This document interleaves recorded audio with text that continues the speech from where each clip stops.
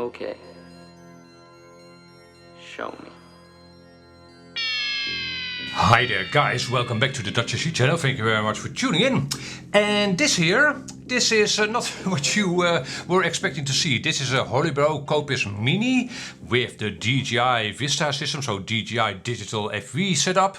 You were expecting a build series with a Rotorama quadcopter. Yeah, this is basically a lead into that build. This is again the Holybro Copis Mini, a 3-inch quadcopter with digital setup. Very nice quadcopter and very much freestyle capable. In fact, this is probably the most freestyle capable 3-inch quadcopter I've ever had. Very, very powerful. And yeah, so this is a ready to fly, right? It didn't come with a receiver. Well, it came with the Vista set, so it's basically bind and fly if you'd want to use that system. So ready to fly. However, it is far nicer to build your own quadcopter, right? Well, let's say it's also nice to build your own quadcopter, and I definitely like building my own quadcopters. So in this series we will be building a quadcopter like this. And when I say like this, I obviously mean far better than a ready-to-fly quadcopter. That's the intent, right? When you build a quadcopter, you obviously want it to be far better than anything that's ready to fly, that can be store-bought. And the first thing in this build is this frame. This is a Rotorama frame. I've already done a review of this frame and it's 5-inch broader. I'll have a link up there to that review. And just like the Holybro frame, this is very much a cinematic freestyle quadcopter frame, I think. Room for 2 stacks in here. So this is not a racer, but well, freestyle capable cinematic quadcopter. This one should be stiffer and therefore more precise to fly. These arms are thicker than the Holybro frame, and I definitely don't want to bash on that Holybro quadcopter. It's a great quadcopter. Okay, so in this video, I'm going to present you with this project. Basically, the frame you already know, and I'll show you what I'll put on this frame while I build it. Right? So let's get into it. Here we go. So when you go and order things for a build, well, the first thing might be the frame or maybe even the motors. And the motors dictate the rest of the build, most times at least. And in this case I have me some Mamba, so Diatone motors, 1408. And these are 2800 kV. And that's a pretty low kV for a 3-inch build, as you probably know. So these motors are actually identical to the motors Diatone uses on their GTR 369. 369. So that means that they use these motors on a 3-inch quadcopter, a racing quadcopter, and a 6S at that. So, with that said, this build will be a 6S setup. So that's where I hope this build will be a lot better than that Holybro quadcopter and a lot of others. So it should be more efficient and or more powerful because it's a 6S setup. So these motors aren't the latest and greatest motors, but I do know that they perform well. If maybe you actually have that Diatone, that's a GTR 369, well possible because it's a popular quadcopter, you probably know that these motors work out well. So I guess I've gone with proven technology here. And as always, I've actually ordered me 5. This is my spare. So again, a Mamba 1408 2800 kV from Diatone. And I'll have links to all components, by the way, in the description of this video. Go check it out if you want to see my build or maybe even build along. And there you have it. Our quadcopter now has itself 4 motors, which is a good start, I guess. One thing of note, this frame has thicker arms than usual. These arms are 4 mm thick, which again is thicker than a usual 3-inch quadcopter's frame. So keep in mind that the screws that come with your motors, if you use this frame, might not be long enough. The screws that came with these Mamba motors are just about long enough. They edge on the short side rather than on the long side. But in case you are using different motors, be sure to check if the screws are actually long enough. There. That's one thing. And so for the rest of the build, we've got spots for two 20 by 20 stacks in this frame. And we now have to plan out where our flight stack will reside, where we'll mount the flight stack, and where we'll mount the Vista set. In my case, I'll be using the Vista set. So let's actually take the top off and see what the frame looks like without that. So here is the bottom plate of our frame, and this is the rear. So these are the rear arms here. Over here, I know over here you see the antenna mount. Now it is important to state that this frame not only provides two mounting positions for stacks, two 20 by 20 stacks, but also that it doesn't provide holes for those stack screws, but ridges or slits, if you will. So you can move both stacks around a little, front to back. Once they are screwed down, obviously they will be fixed in place, but you have options, so to speak. So if you need more room in front or rear of any of the two stacks, you have that opportunity. For instance, for the battery leads on your flight stack. So again, I will be using a Vista setup. You can obviously use this frame to build an analog quadcopter, but I'll be using a Vista setup, and I'm gonna check if I mount it at the front like so, if my antenna seems long enough. Yeah, that should work out well. We don't need a huge antenna, as you probably know, but this looks to work out well. Not completely sure yet, but this should be possible. And if I mount it at the rear, I end up with a huge antenna. Is this what we want? And if I'd use that, is my camera cable long enough? Yes, that is also a possibility. So, I know that, for instance, the Holybro Copis Mini has its Vista set at the rear and the flight stack at the front. Oh, wait a minute, it actually has the 4-in-1 ESC below the Vista set. That might also be a possibility. All kinds of options. And yeah, I think I'll try to mount my 4-in-1 ESC below the Vista set. Yeah, that might be a good possibility. Again, that's what Holybro did on their setup, and with the flight controller in front over here, should work out. And it's up to you, obviously. You can definitely mount your Vista at the front over here and have your entire flight stack at the rear. That might be easier for your battery leads.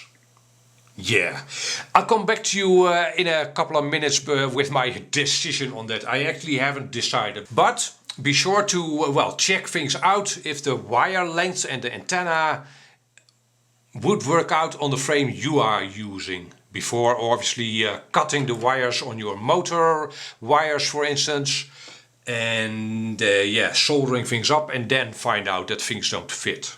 Okay, last addition to that, I've actually mounted up a propeller over here to see if I mount the Vista set at the front, that propeller would easily hit my antenna, and from the looks of it that won't happen. This is a 3.1 inch propeller, so the longest I'll ever use on this quadcopter. And yeah, antenna is well clear of the propeller, as you can tell. This is not a dead cat frame, right? So, and so that should work out. I think I'll go with Vista set at the front like this, and then have my flight stack at the rear. That'll make mounting, for instance, the capacitor easier. I'll stick that capacitor out of the rear of this quadcopter. So yeah, decision made. This will fit. I was a bit worried if the antenna would be hit by the propellers, but looks like it won't. So you've seen this camera set in this video a couple of times, and you might have been wondering, what orange camera, what is this, Runcam, huh? Yeah, so this is the Runcam Racer version 4, their first digital camera. And I'm not gonna enter into the debate if this is legal in any way or illegal. Is it a copy or anything? I'm simply gonna test this camera in this quadcopter. This was originally a Nebula set. So basically the Vista VTX with a Nebula camera, the smaller camera than the Vista camera. And again, I'm simply gonna test it in this quadcopter to see if I like it and if it's recommendable. Also, once we get updates or firmware updates for DJI systems, we'll see if then this camera setup will be bricked. Right, so that'll be interesting. Hopefully it won't, but also I simply want to see if this camera performs well in this setting, in this digital setup. Again, I won't tell you to order this set.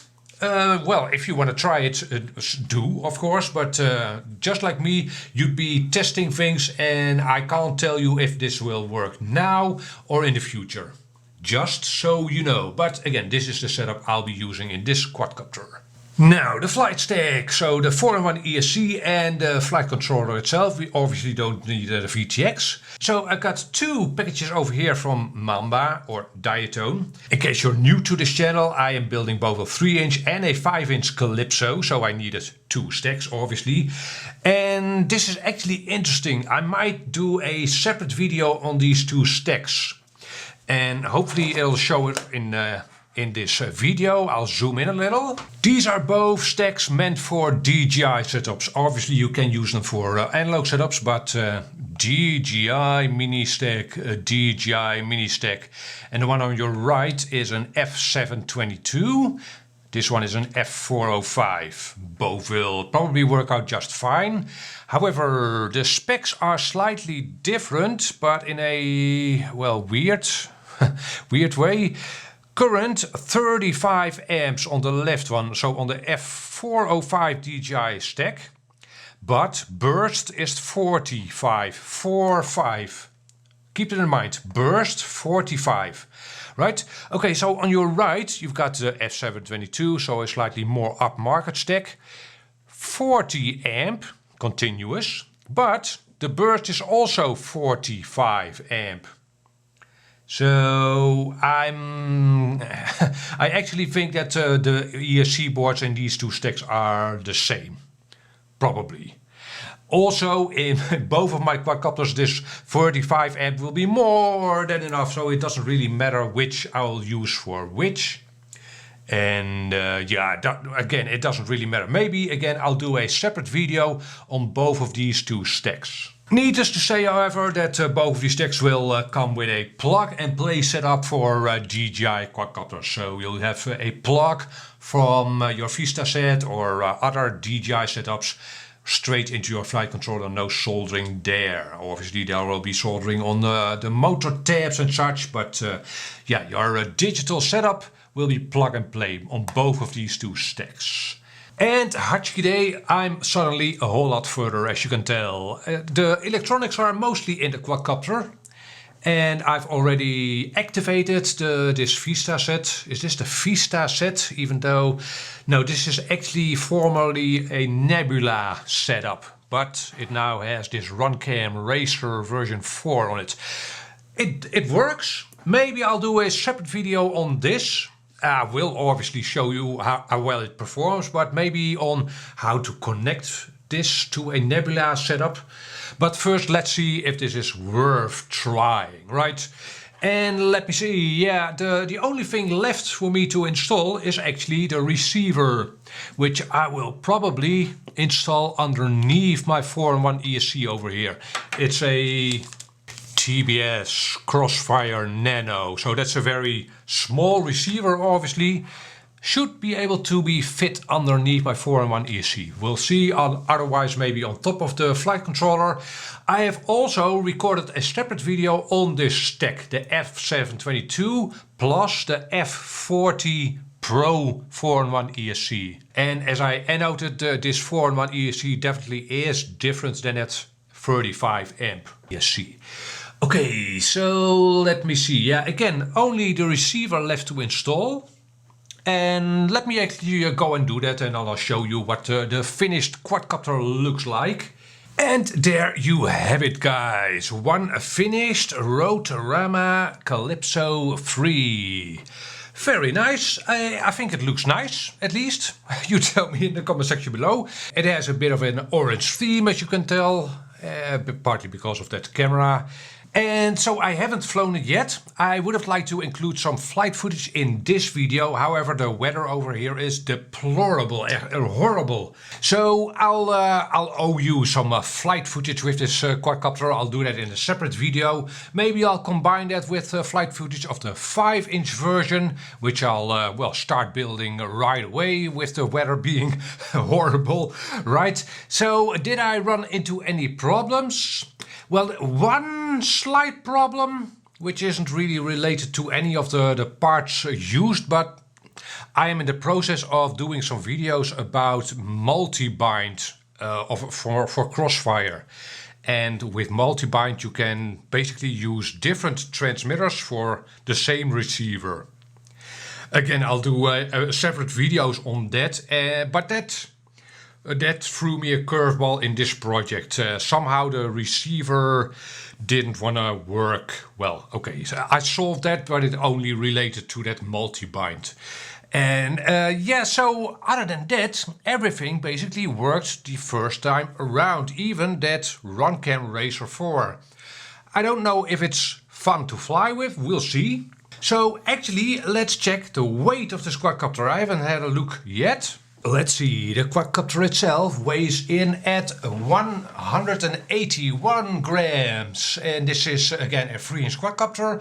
Not super light, but it's a freestyle quadcopter, right? And it's a pretty powerful freestyle quadcopter at that. So let's add a battery, and that's obviously a 6S battery. That brings us to 284 grams, which is obviously not below 250 grams. I don't really care. I wasn't aiming at below sub 250 at all.